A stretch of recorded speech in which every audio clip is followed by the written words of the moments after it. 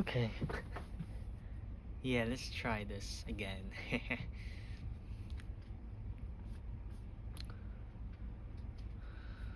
Alright, so we already talked about hypercompression. We already talked about, yeah.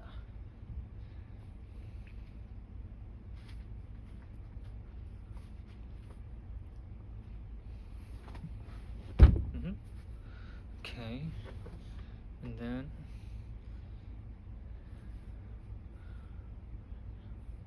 And now this hypercompression is amplified through the low attention span that the internet kind of perpetuates. So Occupy's whole thing was very complex, and in addition to that, it required a lot of thought, a lot of like deliberation. It's about politics, and genuine politics requires a whole lot of thinking. But here, the memes, because they're on the internet, they go by the internet's rules, and so these internet's rules are all about short form content, very short form. Like, yeah, I know it's been exasperated by TikTok and all that, but even back in 2013 and 2014, it's the attention span was so short that memes that yeah, this goes back to virality. Like, you can't fit a whole political concept within such a short thing as a meme. That the memes of Occupy relied on immediate emotional responses.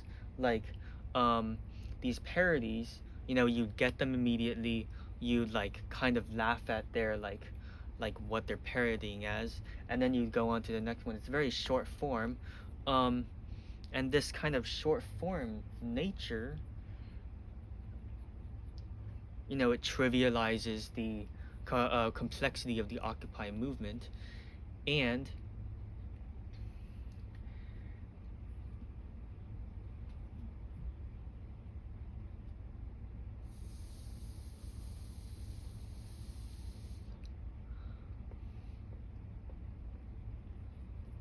yes,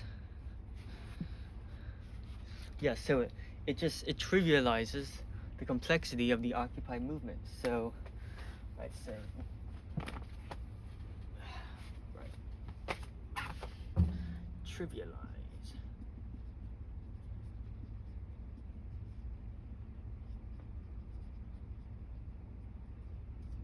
Yes. And then finally, the bigger part, and this kind of foreshadows the other two papers, is that memes essentially do not, well, I guess, yeah.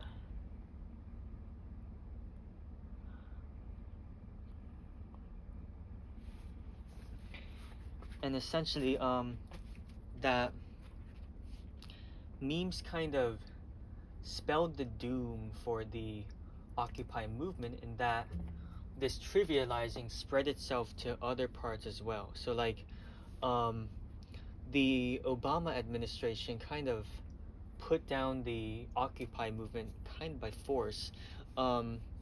They put harsh punishments on a lot of their members, and so when this happened, there was this final thing where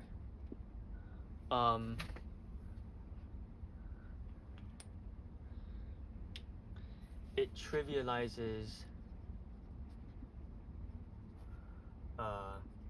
violence as well. So like, while these Occupy people were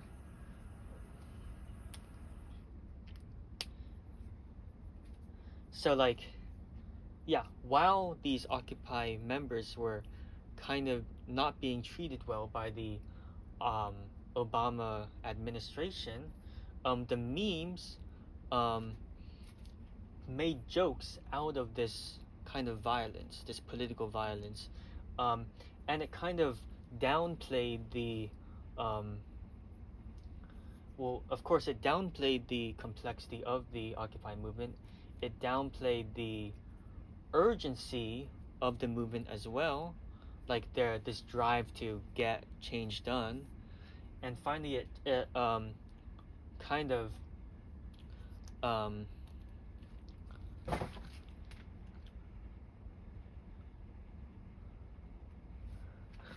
it shaped how people responded to the violence. In that, um, instead of being like outraged and like being moved to support Occupy, they kind of laughed at it because um, of memes, right? And so it spelled the doom for Occupy in that um, even the putting down of the Occupy movement uh, using force did not spur more drive to continue the Occupy movement. Yeah.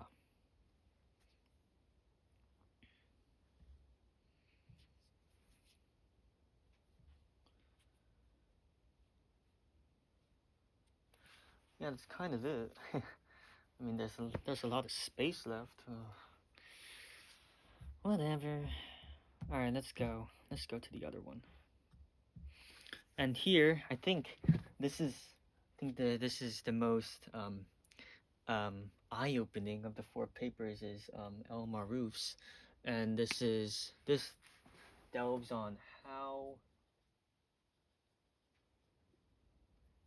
uh how do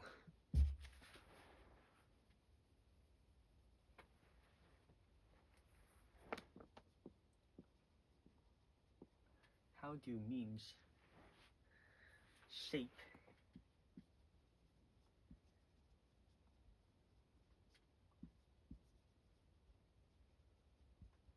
So how do memes shape? Oh, my handwriting sucks. How do memes shape emotional experience? Um, and this was, yes, it was published last year, and it's very up to date regarding society as a whole in 2024. And the crux of this is all about something called the post-digital.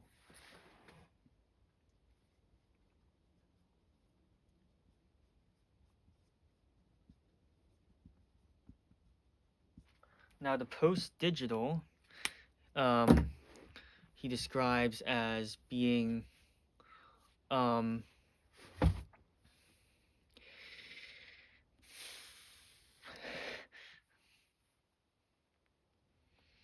it's being like the part where real life and digital life are, well, I mean, real life is so ingrained in, no, digital life is so ingrained in real life that um, digital life is just inextricable from how one lives in this world.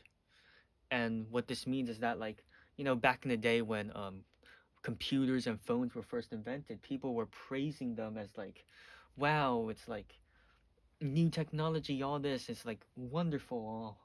But now it's like it's just a part of society, and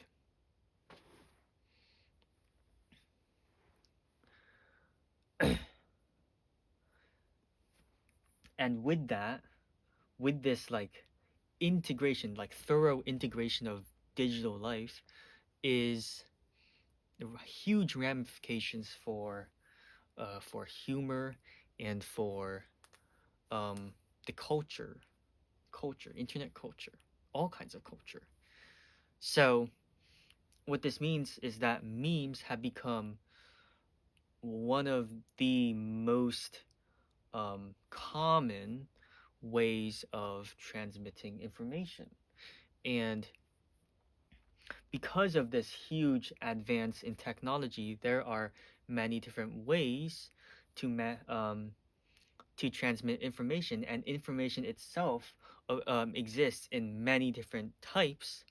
That all this complexity just is like shoved into memes, and the result is an emotional response that is very complex and layered. All right. So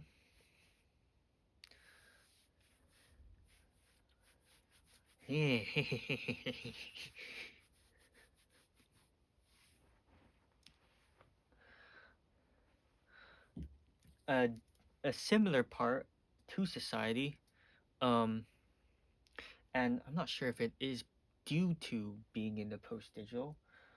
It's probably not.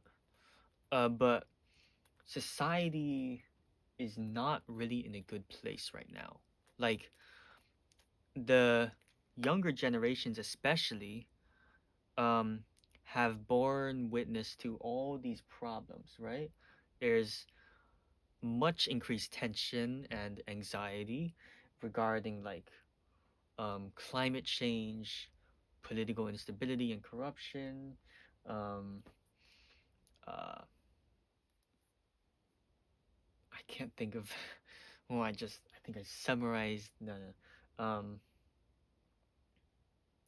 Like all these different issues have arisen that the younger generation now faces, and it's a torrent, and like this hopelessness. I'll just I'll write something here like growing. I should work on my handwriting.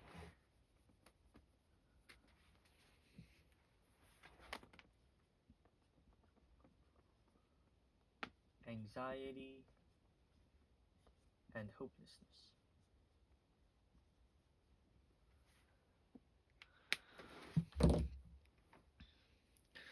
So, in facing this growing anxiety and hopelessness, the modern community, especially online, well, mainly online, have have gone more towards absurd humor, and this is a way of kind of making us um,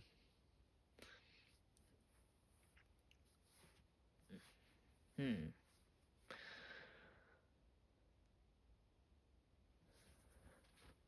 and in a sense, in facing the growing anxiety and hopelessness, um, we use comedy and humor as a way to kind of come to terms with it, right?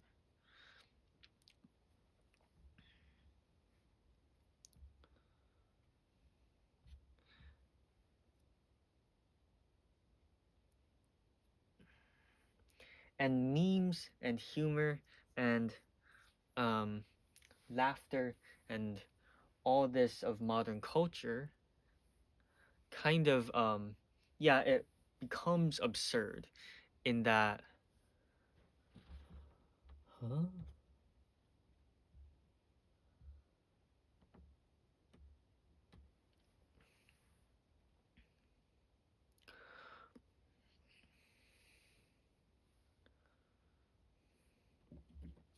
I should say that. Okay, so in this growing anxiety and hopelessness, memes act as a sort of catharsis, a release of emotions in that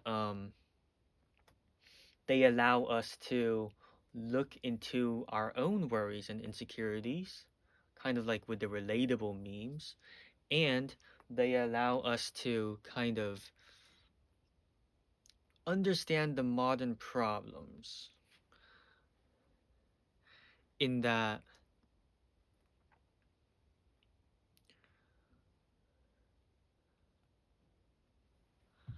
Give me a second.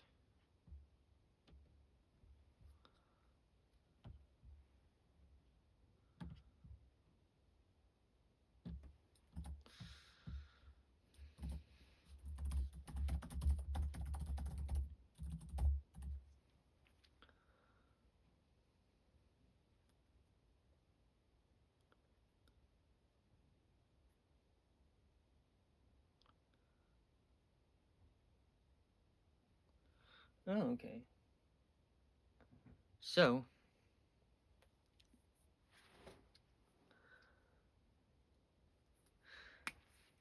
memes exist in the uh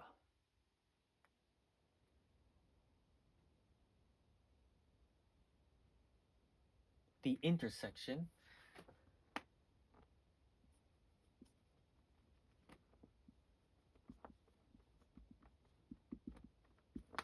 of real and digital life. So they go beyond being purely digital and they start leaking into real life, given how integrated the real and digital worlds are.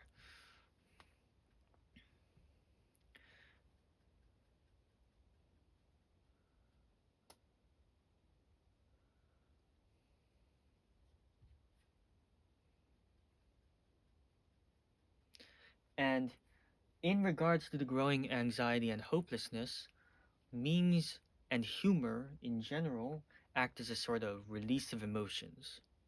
Um, they're kind of a safe outlet for us to deal with um, the the problems that we have to face. Um,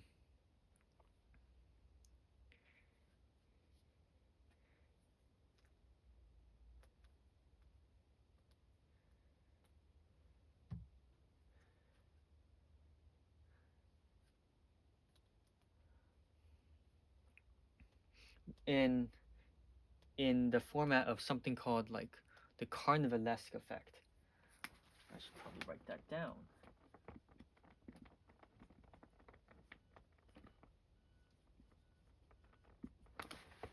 In that memes combine um, absurdity and reason, and like no, memes combine order and chaos, and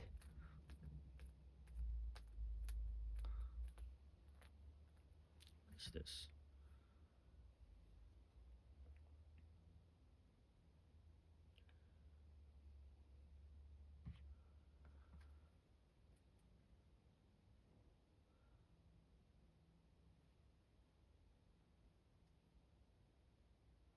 Meaning comes from associations. Mm.